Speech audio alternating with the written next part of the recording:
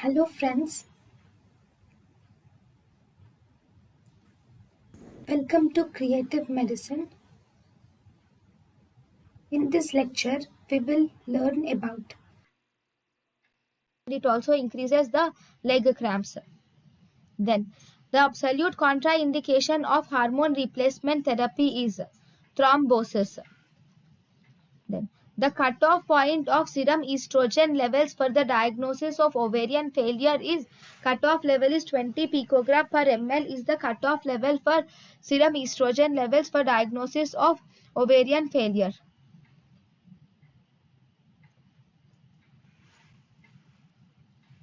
Then, which of the following statements is incorrect regarding the polycystic ovarian disease? So, in polycystic ovarian disease, there is increased LH hormone, causes infertility, may be associated with abnormal glucose intolerance test. It results in post-dated pregnancy is not true. Thank you and thank you for watching.